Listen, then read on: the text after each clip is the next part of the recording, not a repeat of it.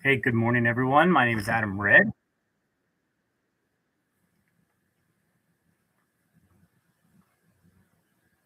and I am welcome to the inaugural office hours.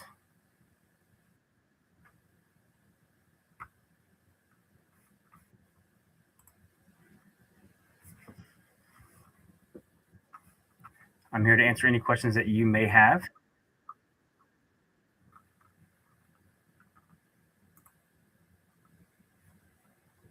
in regards to franchising.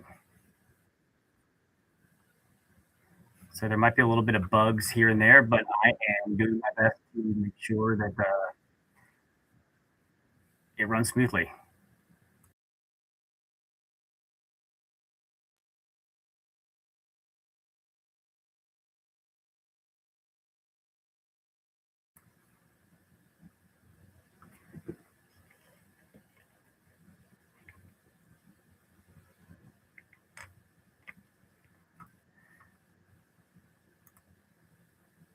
Let's see here.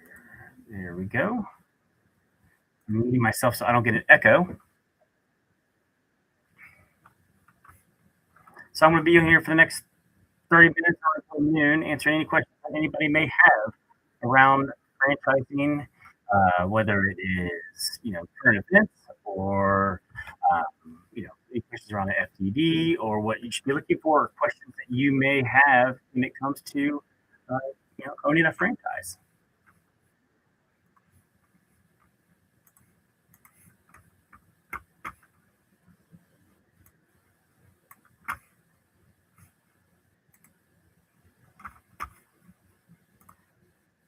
Let's see here. So I got a list of pre-populated questions that I was going to ask myself to go over with people. But while nobody's on here yet, what I will do is kind of, it's not a sales pitch or anything like that. This is again self-informed to answer any questions that you may have when it comes to the world of franchising. But again, my name is Adam Red. I've been in the franchise industry since 2014, and I love every minute of my time here. And what I really enjoy about the franchising world is that I truly believe this is something that is uh, the pillar of the earth. And what I mean by that is this is an opportunity for people to achieve the American dream, and own their own business. So what I like to start off with is I've been in the childcare industry since 2014 for the most part, and I currently work for Celebrity Schools, and I've been here since September of last year, and I love working with Celebrity. They are a great childcare brand, you know. But we've been around since 1984. We are currently operating in 20 states, and we have 75 locations actually open right now. Our ideal franchise owner is someone, we do like for the owner operator model, but we do have an option where you can have a 10% ownership uh, option as well. And what that means is if you want to invest in a franchise, but you don't want to be the um, day-to-day owner operator at the school, you can hire someone to be that on-site owner operator for you. But we do require 10%. That person requires a 10% stake in the overall business. Okay. Um, but we look for someone that truly kind of wants to make an impact in the community that they are going to be serving, because not only does this impact you as the entrepreneur or the teachers itself, but in the students that you serve, but it also impacts the surrounding community that you are serving. So this job, or this role is extremely important because you're going to be out in front of people uh, on a day to day, developing these relationships and making sure that people know who you are and where you're located.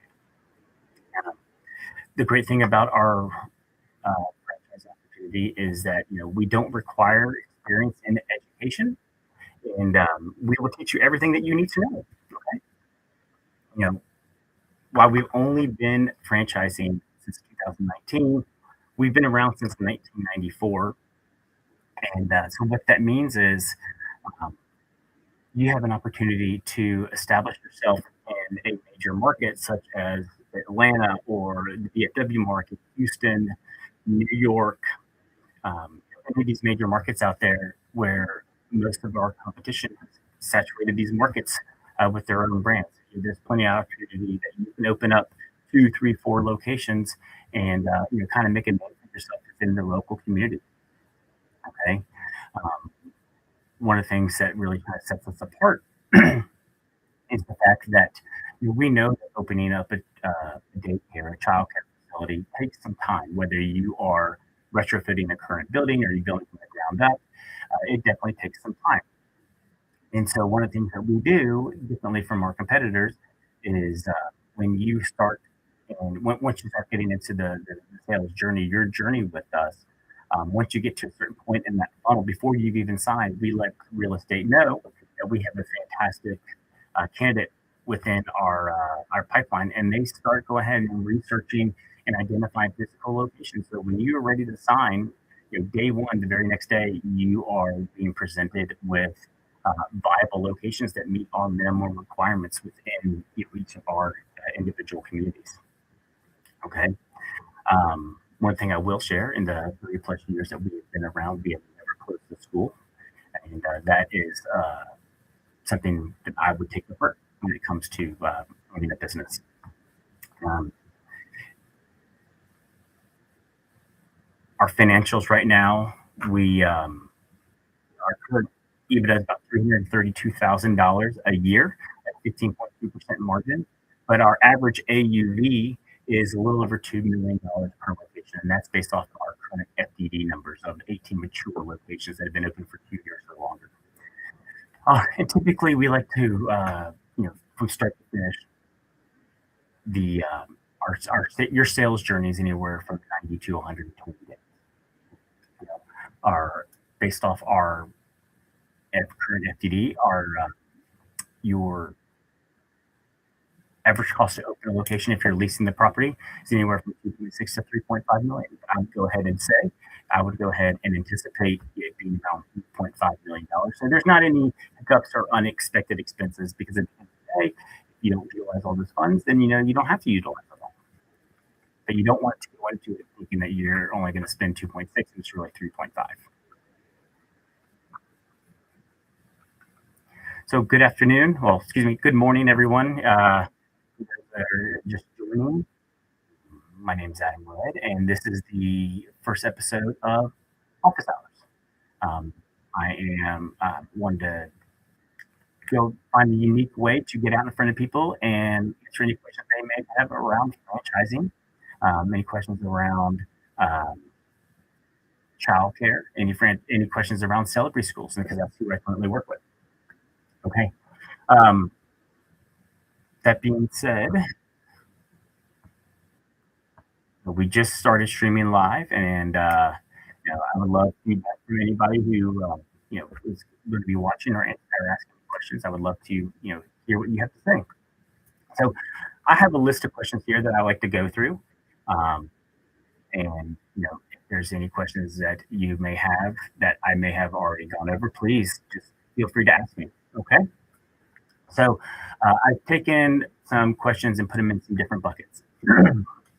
And so here we go. How much money do I need to buy a franchise? So that all depends on what franchise organization that you were looking to invest in. And they should tell you up front, how much it's going to cost you to open a franchise. But you can get that information from their franchise disclosure document, or we also call it their FDD. An FDD is a federally mandated document that has to be registered in every single state that you are looking to open up a franchise. So you can get that information from the brand's FDD. That being said, for Celebrate, I will tell you, our estimate, our range is anywhere between $2.6 to $3.5 million to open up a new daycare. Okay. Another question I have here is, what's the biggest mistake people make when buying a franchise? And I would say it's not knowing your numbers. And what I mean by that is before you even start looking at a franchise, before you start going down the path of owning or talking to anybody within a franchise industry, would be to know what liquidity you have available and know what your net worth is. The reason why is that every brand requires uh, information. Um, for us, our minimum liquidity requirement is 400,000, and our net worth is 800,000. Because you want to know how much of liquidity that you have that you can put towards the investment franchise. Because banks do require a cash injection, so to speak. They want to make sure that you have some skin in the game, and then the net worth is to make sure that you have enough finances, enough net worth to make sure that you can support the business while it's still ramping up. Because we all know, as much as we would love for the business to ramp up day one, it's going to take some time, and it'd be anywhere probably 12 to 24 months, depending on what industry or what franchise that you are uh, into. Okay. Um, I'm just looking around just to see some of the questions that may be coming in. If you have a question, please put it in the chat. Okay. Let's see here. How do I know if a franchise is a good investment? This is where you do a lot of your own validation. You talk to as many franchise owners as you possibly can, and that's another question that I have down the funnel. You want to do your own personal validation. You want to talk to as many franchise organizations, as many franchise owners in that organization as you can, and you do have access to that information as part of the FDD. You have all their phone number and contact information that you can reach out to them. I think that is vitally important to make sure that you're doing your own due diligence. However, I will say this, from the brand that I work with, we create opportunities where you get to, speak one-on-one or in a group setting, reaching out to individual franchisees. We also have calls, we call them SME calls, which is subject matter expert calls. We have an opportunity to meet with the leadership team at my company, where you can ask them any questions that you may have when it comes down to real estate or education or training or operations or marketing. We give you an opportunity where you can meet these people on a video call and answer any questions. And so we can answer or ask them any questions that you have. We do the SME calls every other week, and then we also do what we call AMA or Ask Me Anything calls. There's other corresponding weeks, and that gives you an opportunity to talk directly with franchisees. Okay. Questions, should I start my own business or buy a franchise? I like to call franchising a business in a box.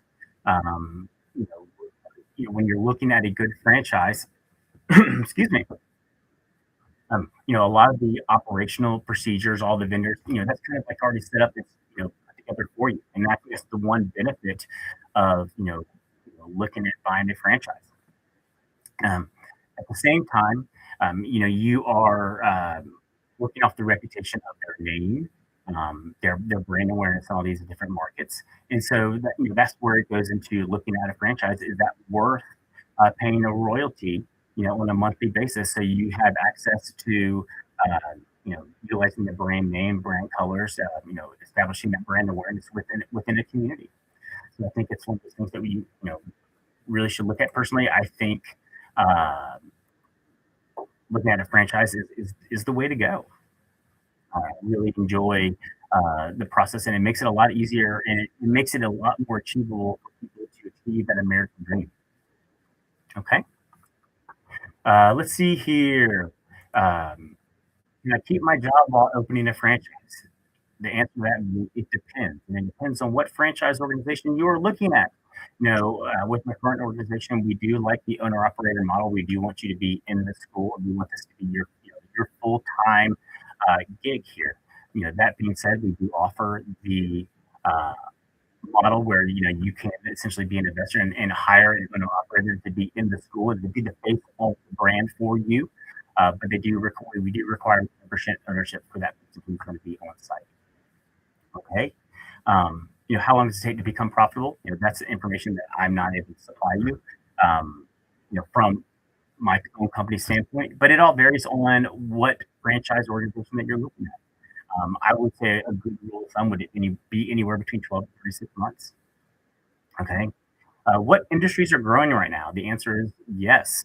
Um, it's the franchise industry is a booming business. It is a huge part of our national GDP. If I remember correctly, close to 9 million jobs in the US are attributed to a franchise organization. But it is a growing industry. I mean, most people only think of, quick service restaurants or QSR as franchise, but there are a lot of other opportunities out there, like commercial services, home services, childcare services. You have hotels, you have senior care. There's so many other franchises out there that you can look into that are be very profitable for you. Okay. But I think what's really kind of growing right now, the childcare industry is booming right now. Um, you know, we're looking to increase the footprint across the United States significantly in the next 5 to 7 years. Okay. What industries would you avoid? You know, that would vary by uh, who you're talking to. Some people don't like some versus others. So I'm really not going to answer that question fully. Um, let's see here. Here's a good question. What are the biggest red flags in any franchising opportunity? I think one of the things that would be really difficult or a really big red flag for me would be if a company is trying to push you too quickly down their sales journey. Keep in mind, you're they're on your timeline. You're not on theirs, and so if they're trying to push you too quickly to sign anything, that would be an extremely bright red flag for me. Okay, so any questions right now that I can answer for anybody that is currently on the live stream? And thank you for joining me. Again, my name is Adam Red, and this is my uh, first ever uh, office hours with Adam. Hopefully to make this a ongoing thing, and so forgive me for the bugs that may come up during this time.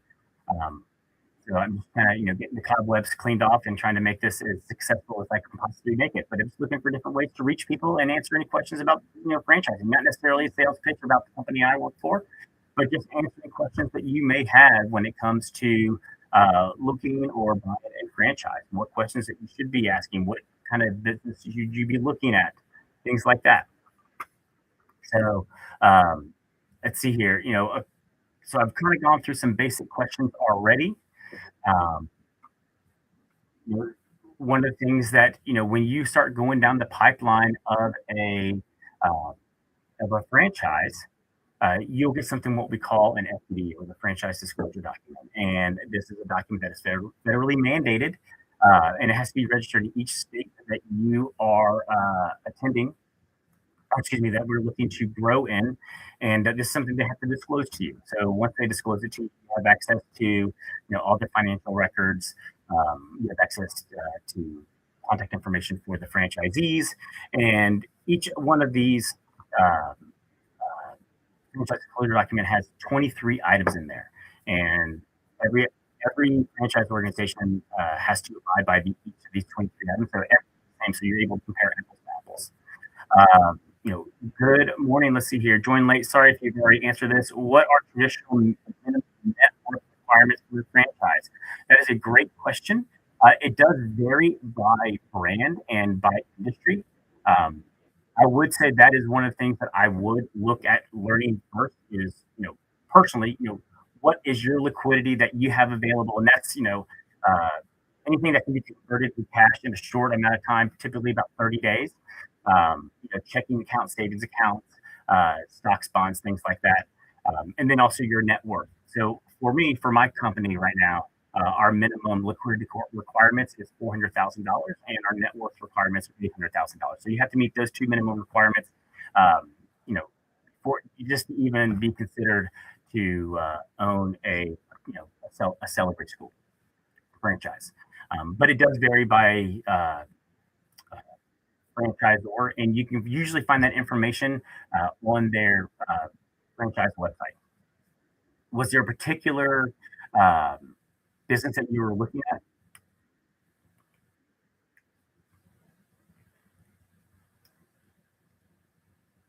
Let's see here.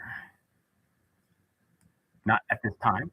Um, but again, it varies by industry, it varies by the franchisor. All right. Um, but you can find a lot of their financial information in their FDD. Um, if you look at items 5, 6, and 7, that kind of explains the overall cost structure of a franchise organization.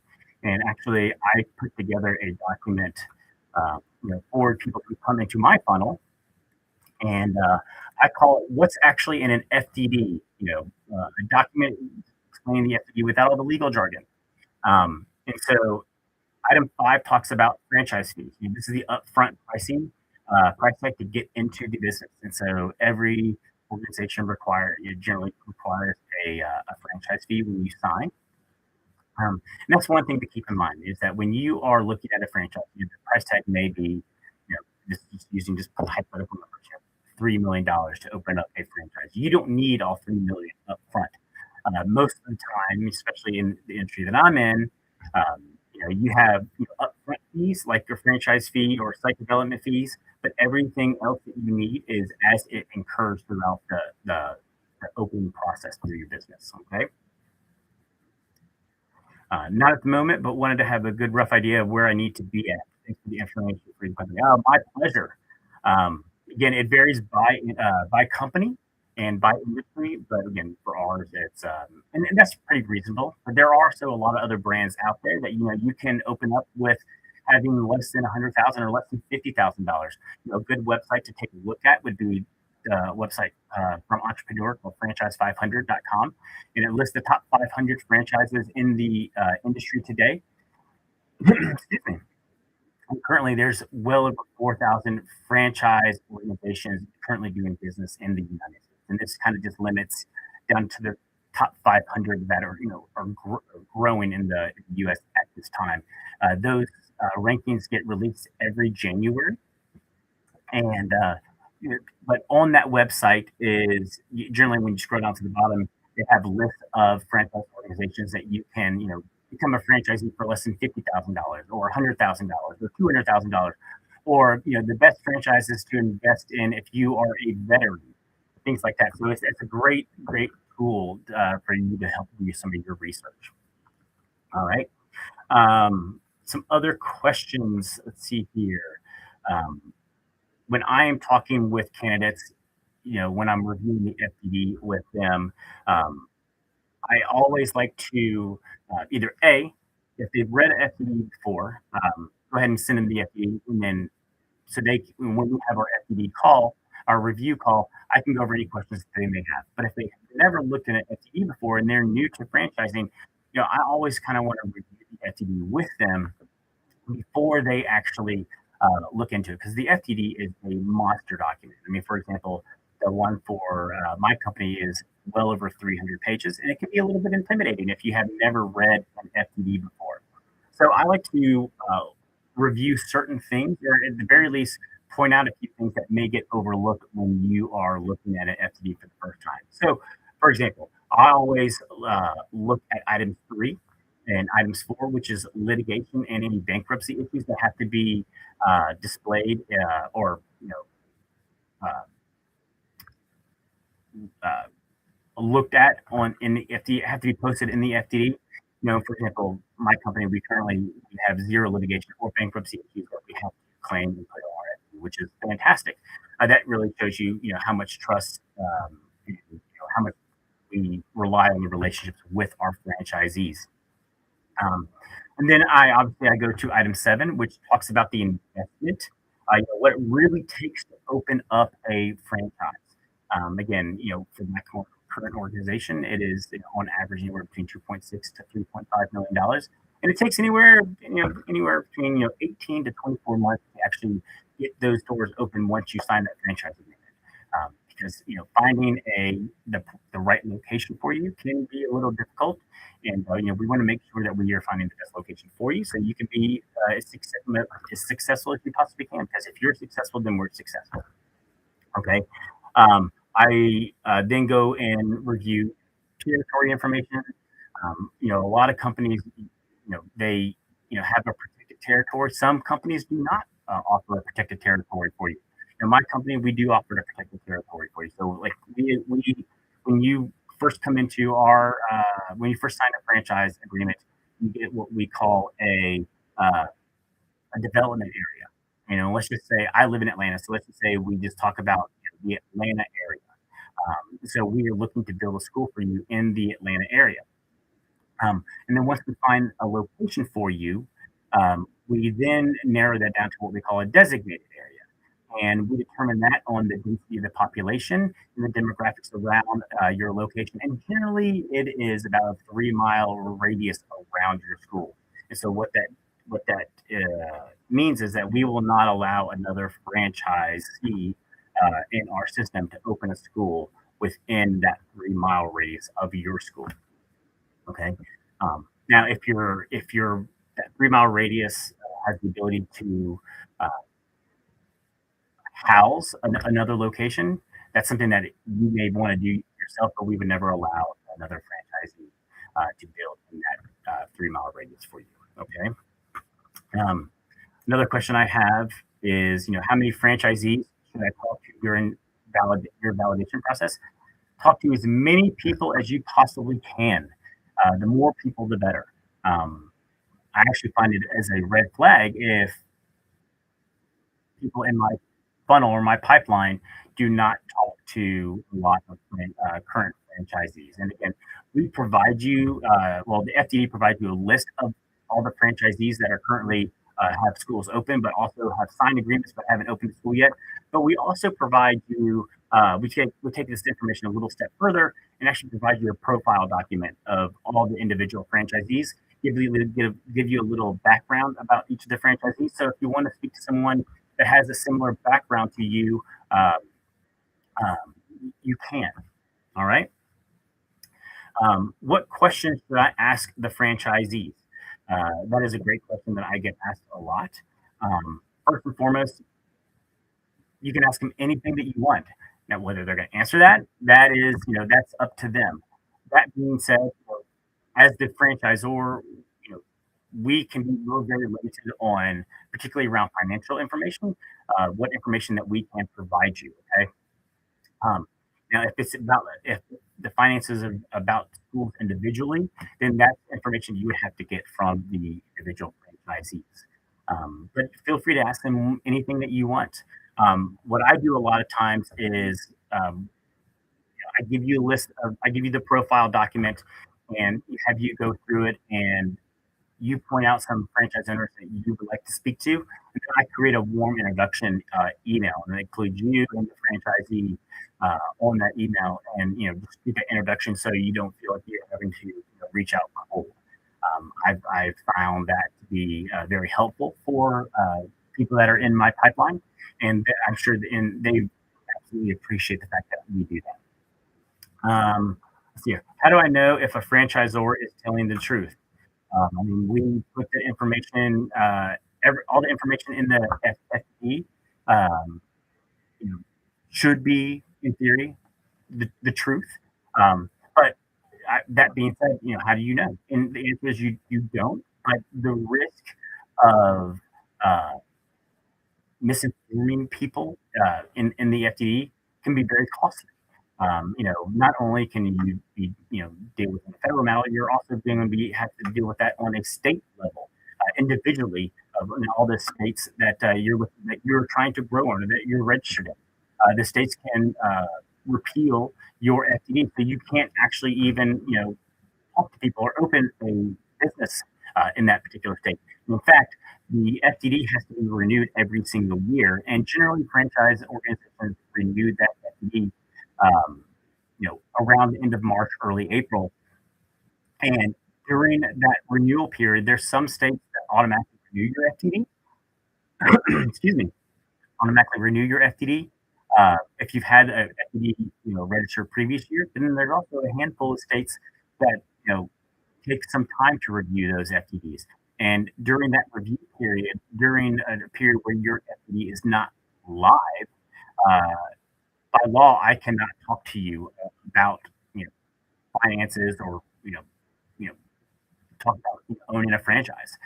It is actually against the law for us to do that. So there's states like New York and California, Minnesota, Illinois that it can take some time to actually get an FDD approved in those individual states. Okay. Some good questions here. Let's see here. What are some other ones? Uh, what does a discovery day really tell me? So I like the. I'm a big fan of discovery days for a certain reason. Um, a lot before COVID, discovery days. Most companies were doing it in person. Now a lot of organizations are doing it digitally. But I think it's still important to have those in-person discovery days because up until this point, the people that you're talking to haven't really invested other than a few hours of their time speaking with me or speaking with another, somebody in franchise development, and this requiring them to come into your corporate office to experience discovery day um, allows them to put a little more skin in the game. But I think it's important to get to the corporate office because you can kind of see who's going to be supporting you through this entire process. Because up until that point, the person you really only spoke to is me or another franchise development director in the industry that you're looking at or the business that you're looking at. And this gives you an opportunity to meet the members of the leadership, meet the members of the team supporting each of the different departments that are going to be supporting you on a daily basis. And that's one thing um, that I really take pride in when it comes to the company I work with and Celebrate is, we are not looking to award 100 licenses a year or 200 licenses a year. We're never going to be in the top 10 of the franchise 500 because a lot of the rankings at that level are based on your year over year growth. We don't want to grow that fast. And the reason why is, we only want to, award about 30 licenses a year, um, and then only open 10 to 15 schools every single year. And we do that because we know that if we open too fast, support that we as a franchisor are promising you when it comes to running this business, it gets diluted. And so we want to make sure that that support structure is still there and it's being maintained um, as you grow with us and as the company grows. So, companies that are looking to grow 100 licenses a year, 200 licenses a year, is their support at the corporate office growing just as quickly? And the answer generally is it is not. And so by us maintaining only opening or only awarding 30 awards each year and opening 10 to 15 schools each year, that allows us to make sure that our support structure is always maintained and intact. And that you can reach out to someone and have a response very quickly. And so that's one thing that we take a lot of pride in. We are always anticipating that growth. So when we know that we are getting to a point where we're going to hire someone else in operations or in marketing or in education, we identify that early on, and we are anticipating that growth. So we hire someone on actually before we actually need them on staff, so we can get them trained up. And by the time that we need that additional person, they're ready to go and there to support you. Okay. I know we're getting close to time, um, but I didn't know if there were any other questions that anybody may have. Um, hopefully, this has been uh, educational for you. I'm always looking for feedback. So, uh, a couple other questions, before I, call it a day. Let's see here. Should I be concerned if franchisees are not willing to speak with me? Um, it depends. And the reason why I say it depends, it all depends on where they are in their cycle. They may have just opened up their school and or their business, and so they are still learning the ropes. 'Cause while we train you on everything that you need to know, nothing better training is than real world scenarios and real world situations. And so when that location or that school first opens, um, you're in there 12 hours a day. Our business, we're open 6:30 to 6:30 Monday through Friday. And just being transparent with you, yes, our expectation is that you are there a lot during those first months, that first year as you're ramping up before you get to be cash flow positive. Um, but at the same time, this is why you have a director, you have assistant director. You know, you want them to take over, a lot of those day-to-day activities, so you can then step back and focus on the relationship building outside of your organization, outside your school. You know, getting to know the community, getting to know the other businesses around your school that share the same demographics with you. Karate studios, dance studios, sports complexes for little league baseball or soccer or lacrosse, anything like that. It's good to get out there. And one of the things I always tell my franchisees is, you know, establish good, strong relationships with your competition. I think it is vitally important to have those strong relationships. Granted, they're your competition, but at the same time, high tide lifts all boats. And what I mean by that is, if you have that good relationship with someone, they may have a full school, and let's say they have an infant classroom that is completely full, and they have somebody come to the school. They need care the following week, but you have no place for them, and you have a wait list that's 10 deep. If you have a good relationship with that organization, they may recommend your school or your business they may recommend your business to that person, and that brings that customer down to you that needs that care almost immediately. And so it's important to have those relationships with those with your competition. Now, it's obviously probably a little different with QSR, hotels, home services, things like that. But when it comes to childcare, it's vitally important because at the end of the day, we all have the same goal. We want to see children grow and be successful. Um, you know, at a young age, because what you learn in those first 5 years will carry with you for the rest of your life. Especially developing the social and emotional skills at an early age, that emotional intelligence. Capturing that or learning those skill sets, those soft skills, before the age of 5, will carry with you for the rest of your life. And try learning some of those soft skills at later age when you're an adult. It's almost impossible. So, um, that being said, thank you so much for joining my call today, my stream today. I hope you found it beneficial. And if you have any questions for me, please feel free to email me or message me on this live stream. And I will put a link in one of the comments if you want to schedule a call with me that you can. Have a great rest of your week and talk again soon. Take care.